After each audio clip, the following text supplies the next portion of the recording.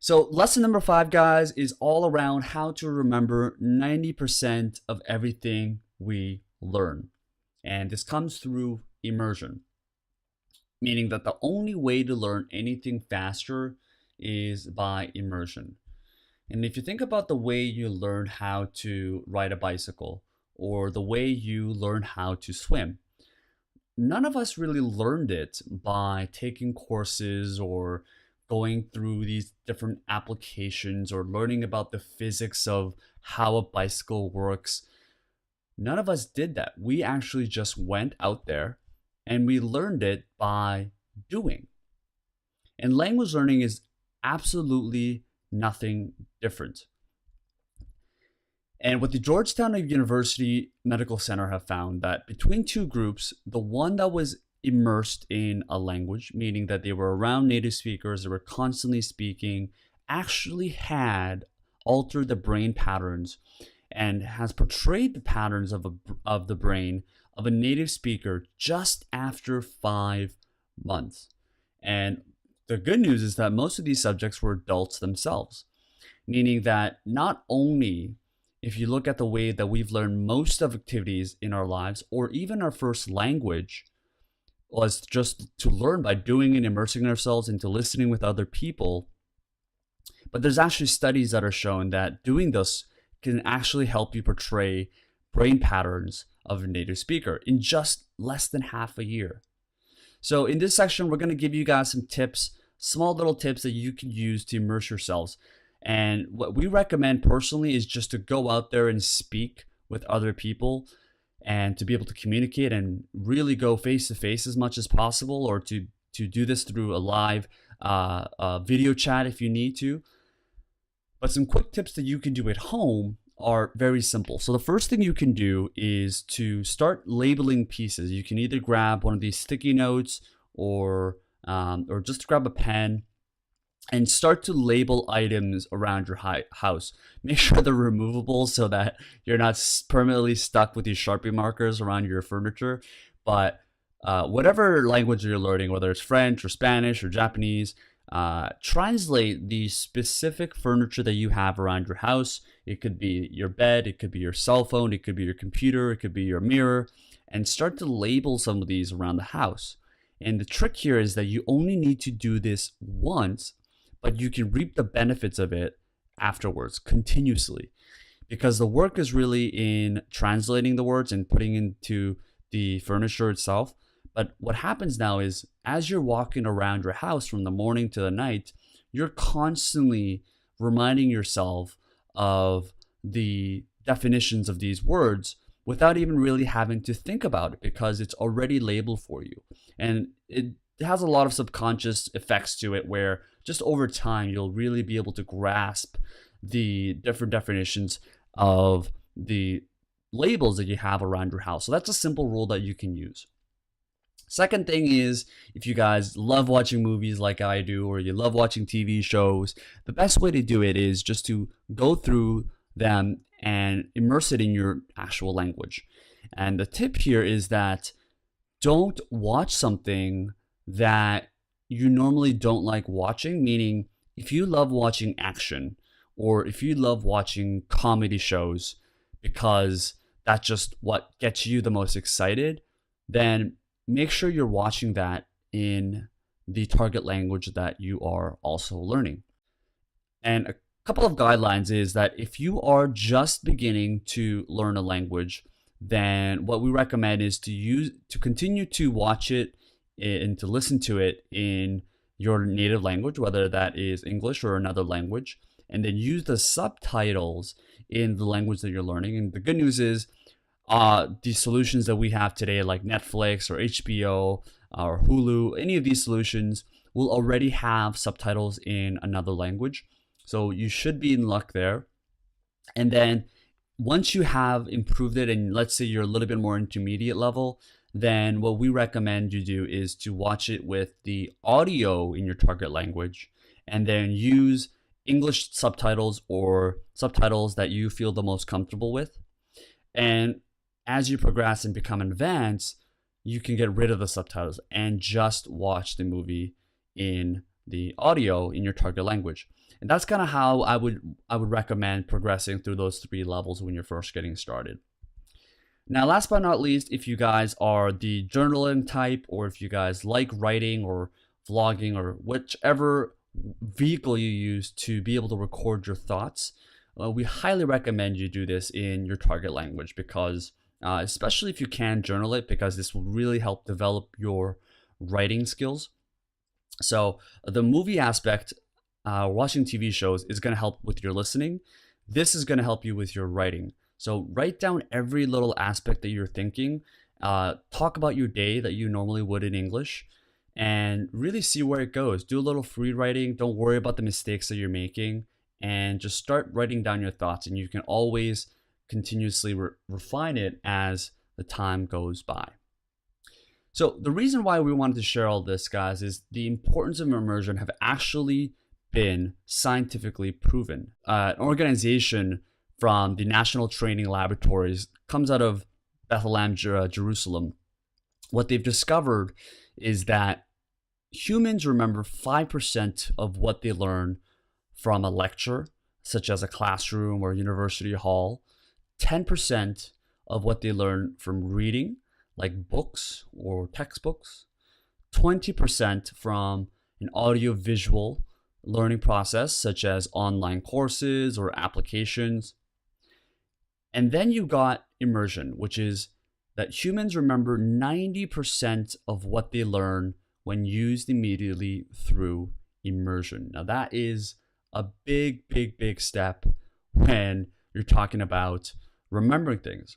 And this is probably why most of us don't actually remember much of what's been taught through our university or through our college or high school, or even just through the process of reading books. But we can certainly remember the things that we immediately immersed ourselves in, right? Most of us remember the time when we first learned how to ride a bike. Most of us remember when we first learned how to swim, or at least moments of it. And that's because we were immediately immersed into that process, and it triggers retention in our brains so that we can actually remember things. And that's how you remember 90% of what we have learned. And you're able to learn up to 18 times faster because of the memory that's being retained in your brain. That's probably one of the biggest learning hacks that most linguists or polyglots don't talk about often enough. And one of our good friends, Ollie Richards, who is the founder of one of the top 3 language blogs in the world, says that Rype is the go-to solution for anyone looking to learn how to speak a language, no matter how busy they are. And it's something that he recommends to the Language Academy members. And one of the things that he loves about what we offer is because of the immersive nature of being able to speak with a live, real professional teacher and real person. And that is really the best way to learn any language. Now, the 6th and last step, guys, is all about having accountability. And this is really the secret weapon that Kobe Bryant and Bill Clinton use to achieve wild success. And it's they have a coach. Kobe Bryant had Phil Knight to be able to carry him and to take his natural talent and commitment and guide him, really give him the shortcut to get him to the championships and to get him to where he wants to go in his career. And Bill Clinton had Tony Robbins during his tough times so that he can guide him through some of the mental struggles that he was facing as the president. And if you look at this from our regular, normal lives, most of us have coaches that surround us, but we don't use it to its full potential. You know, when you're thinking about losing weight, or if you're thinking about getting in shape, most of us go out and try to get results on our own. And this is where most of us don't get the results that we want. This is why people make New Year's resolutions to get in shape and go to the gym, but by February, most of them are not back yet. And the reason is because we don't have that accountability that a trainer can provide us, that a coach can provide us. And the same thing applies for languages, the same thing applies for sports, the same thing applies for business. All of us need some sort of accountability from a professional that can get us through what we call the training curve. And the training curve is what happens when we're learning really anything or when we're training for anything. This applies for business, this applies for sports, this applies for languages. And it's that we get through this high or this honeymoon phase that happens when we're first getting started. We're experiencing something for the first time. We are learning new things that we've never had before. And a lot of these positive events start to accumulate. And it's great for the first 2 months or so, but what happens for most of us is that this honeymoon slowly starts to fade away with a little bit of uncertainty. We start to lose a little confusion, a little confidence, and eventually we hit this crisis mode. And this is really when most people either give in or give up, quit, and start to let go without really exploring some of the other options that is blocking them mentally. Most of us, this is a mental game.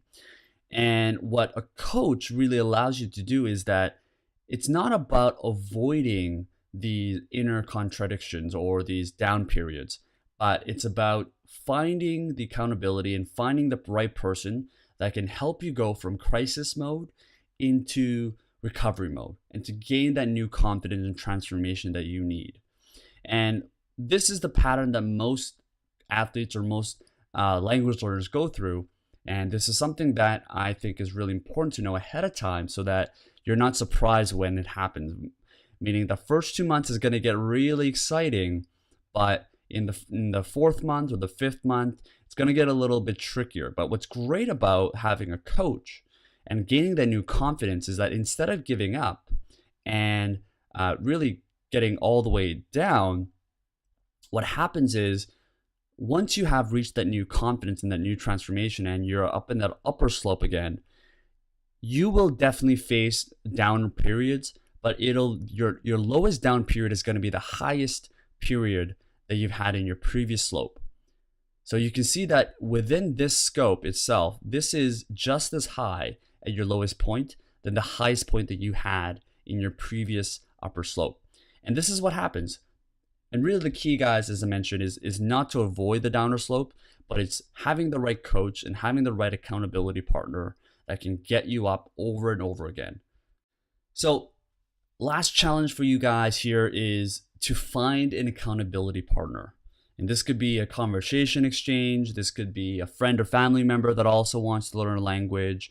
It could be finding local meetups around your place or around your city. But what we really recommend you do is to find a professional. Find someone that you can actually invest in and someone that's 100% accountable to you. Someone that you can be 100% accountable to as well. And someone that is really experienced in being able to keep people accountable and to show you the right pathway to take rather than something that you have to explore yourself. And this is really where most people waste years and months and sometimes thousands of dollars trying to do everything themselves because of this lack of accountability that they have. So just want to leave you guys with this last question, which is, what are some of the factors that may lead you to quit?